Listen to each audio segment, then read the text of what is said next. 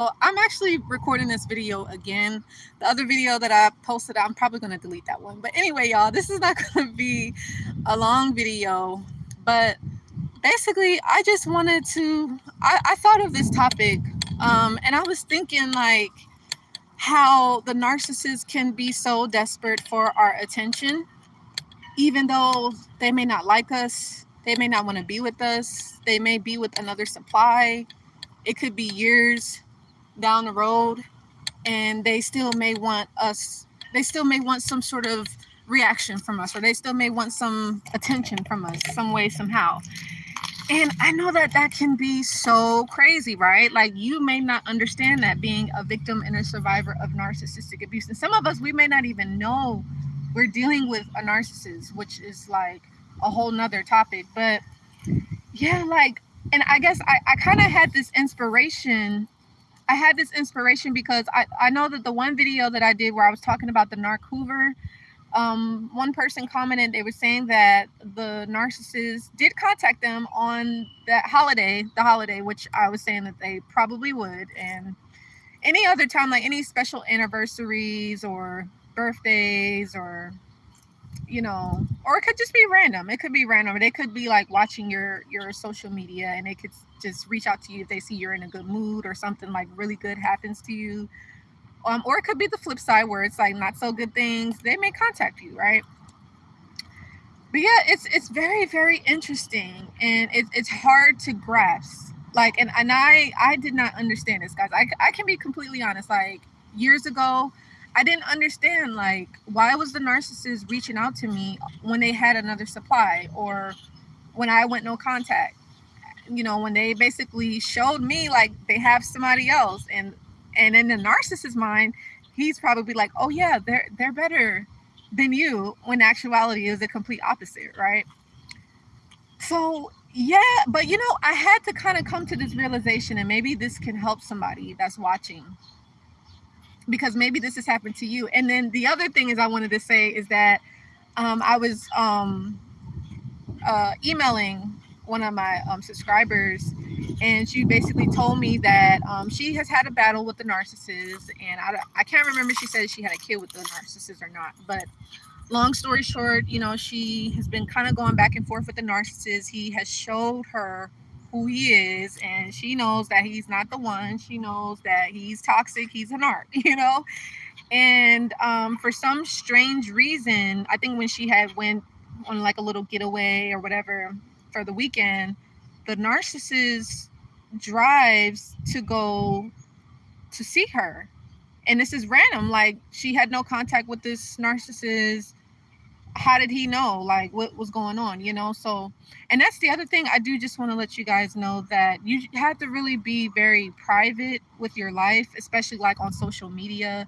If your account is public, you want to be mindful of what you share, how you share it, because it could be used against you at a later time, and it could make you a victim of gang stalking and harassing and bullying, and it could put you in a pretty scary situation. So you do just want to be careful of that. But overall, the reason why the narcissist is so desperate for your attention is because really it's about power and control. It's about, the narcissist wants to know that they can still have an effect on you. They want to know that they can still get you riled up. They want to know that they can still have some sort of impact on you, right? They want to know that you still miss them even though they treat you like crap. You still want to be with them even though they treat you like an object and they discard you. They want to know that they can still be with you even though they made it known to you that they have another supply, and they're parading this new supply around, but they want to know that you're still yearning for them, that you still want to be with them, that you still love them, right? They want to know that, and that's what it's all about. They still want to know that they can have some sort of effect on you no matter what, whether it's positive or if it's negative, And when I came to that realization, I'm just like, it's all a game. It's all a game for this narcissist. It's not real. It's not genuine. It's just a game. And then the narcissists that stalk and harass people, that's a pretty scary thing. I know myself personally, I did have the online stalking, so the gang stalking. So I don't know if I shared this in any of my videos. So like the narcissists, we were no longer friends on Facebook, and then out of nowhere I started getting all these like random like friend requests on Facebook of, I believe I did share this. It was like female pictures, and the females had like a swimsuit on, but they didn't have any friends. I think I was like the only friend, and it was like a blank page. You know, that will be constantly happen like over and over and over again. And chime in, you guys, speak up, let your voice be heard. Let me know if this happened to you. And so, and then the narcissist did have like associates and friends that I knew, and randomly they would be poking me, and I would get like random friend requests from people that I knew that was associated with the narc. They would contact me, or they would reach out to me on Twitter, or they'd be following me. And then the other thing that did happen to me, well, two things, and I could say I was kind of a little bit nervous of answering the phone, especially when I went no contact back in 2014, because I would have people calling me with private numbers and just hanging up, or they wanted to hear my voice and then they hang up. And then the other thing was, I will never forget this, back in 2014 when the narcissist, I guess he had watched my Twitter page. And this is why I say you have to be really careful what you share on social media. And also with the trolls and everything too. But so I guess the narcissist saw that I was in Utah. It was like a business conference. This was years ago. And I guess he had been following me. He's been watching me, you know, and I guess he had seen that I had came back from Utah. And then little behold, and I think I did share this with you guys, I had somebody reach out to me and ask for the narcissist. They didn't ask for me. They called my phone, you guys. They called my phone. I'm Joy. I'm not the narcissist, right? They called my phone asking for the narcissist. Why would someone do that? Does anybody have an answer? All right. The narcissist wanted attention. The narcissist was desperate for attention. But luckily, I know what I know now. But like I said, years ago, back in 2014, I had no clue what I was dealing with, you know? And it's mind-blowing. Like I said, being a former victim, now survivor of narcissistic abuse, you will not get it. You will not understand. You'll be like, well, why is this person wanting my attention? Why? Like, don't they have the new supply? Like, isn't the new supply right there giving them everything that they want? But it's not enough for the narcissist. It's not. And you have to remember that too. Like, if you are with the narcissist, let's say if you feel like, oh, I can't leave, I'm dependent on them in any and every way, you have to understand that you're never going to be the only person. There's always going to be other supply, whether it's flying monkeys, or it's minions, or it's people that's in the narc harem. You're never going to be the only person. So you kind of have to realize that, you know? And that's just a question for victims and survivors. It's like, do you want to live like that? Is that the type of life do you feel like you deserve, you know? Because for me, I'm just like, no way, you know? And so I just have to keep that in mind. But y'all chime in if y'all in the room. Let me know who you are, where you from. Speak up, let your voice be heard, y'all. Speak up. But like I said, I did another video, so I'm probably gonna delete that one. But I just want to make sure that if you are watching, give this video a like too if this resonates or if this made sense. Like, I don't know if somebody needs to hear this message, but you're not crazy. Like, you're not doing anything wrong. If you went no contact and you're staying in no contact, you're doing the right thing. Trust me.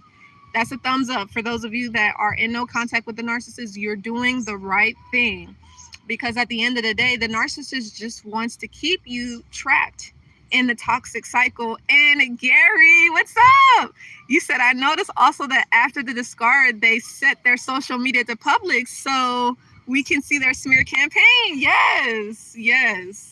Now, the narcissist that I dealt with, his social media was public, so nothing was private. But you do have some narcissists where their social media is private, and then they may make it public, so they can show people in their crazy mind, they're like, oh yeah, like it was their fault. Like I'm the person that's quote unquote happy. I'm the person that's in another relationship. You see, they're single. I'm with someone. So obviously they're the problem. That's how the narcissist likes to set it up. But in actuality, it's the complete opposite, because you guys know the narcissist is desperate for your attention. They're desperate for your support. They need to have people around them at all times. Like if you're watching this, you're probably an empath. You're probably a starseed. You might be introverted too. That's okay. You know, and you may be by yourself right now, and that's fine too. You may be single. That's totally fine, because you have to be by yourself sometimes to find out who you really are. You may have to connect to your God. You may have to connect to your creator in order to find out who you really are, to find out what you like, to find the things that you enjoy, you know, because sometimes we could be in a relationship and we don't even know who we are. We're just in a relationship because maybe we feel like that person can give us something that we don't have. But at the end of the day, that's being codependent. And I'm only saying that because that was me. That was me years ago, right? But luckily, you know, I've been studying codependencies and understanding how toxic that can be and how unhealthy it can be. But I get it. Like we were kind of programmed to be that way because we needed to be codependent on our parents. But at a certain period of time, it's just kind of like, you know, we outgrow that when we become independent. But, you know, when you're in a relationship with a narcissist, they want to make us codependent on them, even though we're grown adults. And that's how it was for me years ago. Like, I realized the narcissist was making me codependent on him for everything, like approval and making important decisions. Like, I felt like I couldn't make a decision unless I got approval from the narcissist. Like, unless the narcissist was like, oh, yeah, that's fine. You know, and I'd never done that before, you guys, but it was like what the narcissist does, the mind control, the programming, and, you know, and just putting us on that pedestal. Because a lot of times, especially in the beginning stage, like when we're going through the love bombing stage, when we're going through the idolization phase, we get so attached to that, right? I feel like we fall in love with that beginning stage because we feel like that's how the whole relationship is going to be. But then we get tricked. Then we realize once we're on that pedestal, right? We're at that pedestal, but then it comes down. They kick us off. Look at that. That's so cool, right? It looks like they're doing like a little jet ski thing. But yeah, so like I kind of want to get in the water too. I'm like, should I get in the water? That looks so cool. But yeah, like you're just thinking like it's crazy. It switches from love bombing, and then it goes to the evaluation stage, and then the discard, and then kind of like what Gary said, the whole smear campaign. Yes, the smear campaign. Maybe I'll make a video on that too, because that's a big thing. Because that smear campaign, you guys, can really, really, really affect us. You know what I mean? Because we're thinking like, okay, we're out of the relationship. We're not thinking that a whole campaign of people like talking down on us or looking at us in a certain way or ridiculing us or saying like, oh yeah, they're the bad person. We're not thinking that people are going to be doing that. Or we also don't think that the narcissist hasn't been saying these horrible things about us, when actuality the narcissist has been plotting this smear campaign since you first met them. Certain people, that's the thing I didn't realize, like certain people, the narcissists that you may know, the narcissist knows, they've been talking down on you the entire time. So it's only a matter of time until this is going to manifest, right? The negativity, the smear campaign, whether the smear campaign is in person, if it's online, whatever the case is. Now, my aunt, you guys, she was a narcissist. I lived with her for 5 years. She did a smear campaign on me. And I know that because, I don't know, I felt like people, I guess that she was closest to on the family, they didn't talk to me anymore. They didn't talk to me. And even my her youngest son, which was my cousin, he deleted me as a friend on Facebook, you guys. And I'm just like, I didn't do anything to him. Like, why would he delete me? Yeah, like he deleted me as a friend on Facebook. But her oldest son, him and I were still cool. Like, and he knew what was going on. Like when we all lived there, I think my oldest cousin, I think he still lives with her. which that's what she wanted. She wanted me to go back to and live with her again because she wanted power and control. And yeah, like, I know she had did a smear campaign against me. I just felt it, you know? And, but I know that she had been doing it all along to like certain family members. I know that she had been talking trash behind my back and trying to pretend like, oh yeah, I'm happy for you, da da da da da, and that she was fake supporting me, which she really never ever. Like my aunt, you guys, I think that was the most hurtful thing, is that she never ever supported me with anything that I ever wanted to do. Like, why? Like, why would you not support your niece? Like, your niece just wants to live a better life. But no, she wanted me to do what she thought was best. But it's like, no, I wasn't giving that to her. So, but they'll be very angry, trust and believe. Gary, you said they do it to everyone. Yeah, they absolutely do. They do it to everyone. And give this video a like, y'all, because it's getting hot. I'm about to sign out because it's hot, y'all. It's getting hot. It's getting hot in here. So take up. Wait, no, let's not do that. But it is hot. So you guys, I'm about to sign out because it's hot outside and I need to head home. But I hope that you guys enjoyed this, and I hope that you are not alarmed if the narcissist is going through desperate measures to get your attention, even though they don't like you, even though they don't want to be with you, even though they treated you like crap and discarded you. It doesn't make sense, right? But understand, they're only doing it for one, power and control, and because they want supply and they want your reaction. But don't give it to them. Don't give it to them. And if you do, here's the last thing I'm gonna go before I sign out. If you do react, or if you do comply in some way, that's okay. It's okay. But just remember what you're dealing with. Remember, because, and I don't know if I mentioned this, but the one person, she had told me that the narcissist was able to find her where she was at, even though she didn't tell the narcissist. Like, he just randomly showed up. Sometimes you might have to get a restraining order for some. Sometimes that's necessary. It's kind of scary when you think about it. It's like, why do I have to get a restraining order for this person to leave me alone? Like, why? You know, but unfortunately, some people have to do that, you know, and like I said, you'll have the gang stalking, you'll have the gang harassment. But if you stay strong, you know what you're dealing with. It's not going to last forever. Unfortunately, the narcissist doesn't let us go.